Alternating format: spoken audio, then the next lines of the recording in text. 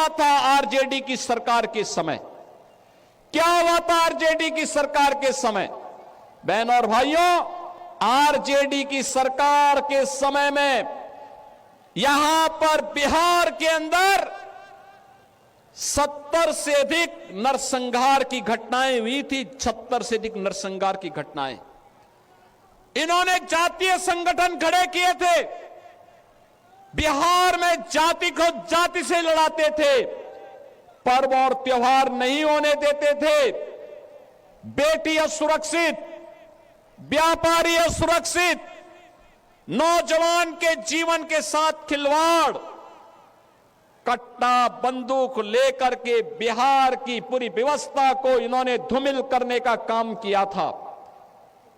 बहनों और भाइयों, ये वही लोग हैं जो आपको तो जाति के नाम पर बांटते हैं, घुसपैठियों को आमंत्रित करते हैं, आपकी आस्था के साथ खिलवाड़ करते हैं और फिर राष्ट्रीय सुरक्षा पर सेंध लगवाने का काम करते हैं।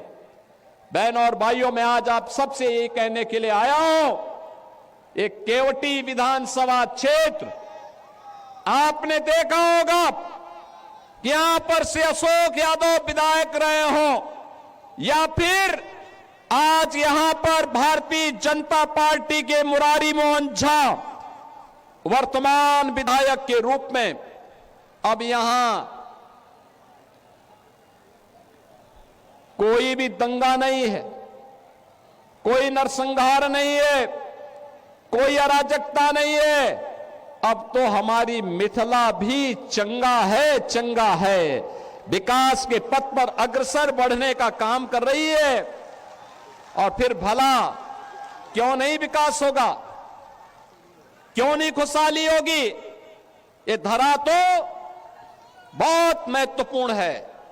बहनों और भाइयों, ये धरती इतनी महत्वपूर्ण है, इतनी पवित्र धरती है। ये धरती, यहां पर हम लोग जब मैथिल कवि कोकिल विद्यापति की बात सुनते हैं तो हमें स्वाभाविक रूप से इस धरा का स्मरण हो आता है। बहनों और भाइयों, महाराज कामेश्वर सिंह जिनके शासन में संगीत, शिक्षा, कला और संस्कृत विद्या के प्रचार प्रसार के लिए कार्य हुआ, ये धरती उनकी पावन धरा है।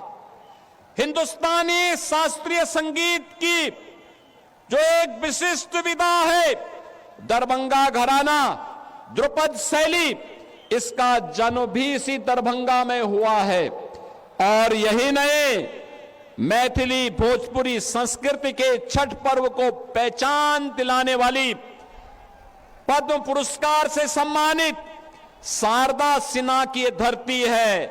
और यही नहीं बहनों और भाइयों, यहां की मैथिली भाषा अटल जी के समय में संविधान की 8वीं अनुसूची में शामिल हुई। मधुबनी पेंटिंग और मिथिला की पारंपरिक संस्कृति यह आज पूरे भारत को अपनी ओर आकर्षित करती है। यही नहीं, भारत के संविधान के सभा के अध्यक्ष, देश के पहले राष्ट्रपति डॉक्टर राजेंद्र प्रसाद जी इसी दरभंगा में उन्होंने अपनी पढ़ाई की थी। और ऐसी पावन धरा पर आज मुझे आने का अवसर प्राप्त हुआ है। बहनों और भाइयों, मैं आप सबका आह्वान करूंगा, याद करना, जब भी आरजेडी कांग्रेस का इंडी गठबंधन बिहार के अंदर आया है, बिहार में दंगों की आग फैली है, जातीय नरसंहार हुए हैं, लूटपाट की एक नई अपसंस्कृति ने जन्म लिया है, यहां पर अपहरण एक उद्योग बना है। लेकिन अब हम अपने बिहार में इस प्रकार की अराजकता को फिर कभी नहीं आने देंगे। और इसके लिए मैं मिथिला के वासियों का आह्वान करने के लिए आया हूं, अयोध्या का संदेशा लेकर के आया हूं। और संदेशा यही है कि एनडीए की सरकार फिर से बिहार के अंदर आनी चाहिए। नीतीश जी के नेतृत्व में फिर से बिहार के अंदर एनडीए की सरकार बने। हमें घुसपैठ नहीं होने देनी है, घुसपैठियों को नहीं आने देना है।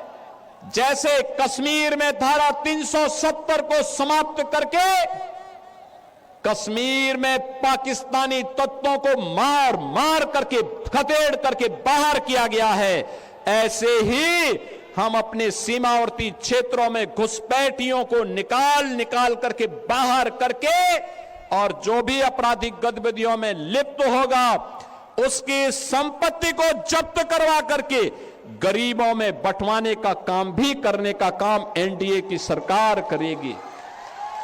बहनों और भाइयों, मैं तो आपसे ही कहने के लिए आया हूं, यही अंतर है आरजेडी और कांग्रेस में और एनडीए में। एनडीए सुशासन की बात करती है और करके दिखाती है, एनडीए विकास का कार्य करती है, एनडीए विरासत का सम्मान करती है, एनडीए बहन बेटियों की सुरक्षा, नौजवान के लिए रोजगार, किसान के लिए सम्मान निधि, श्रमिकों के सम्मान का कार्य और उनके स्किल डेवलपमेंट का कार्य करती है।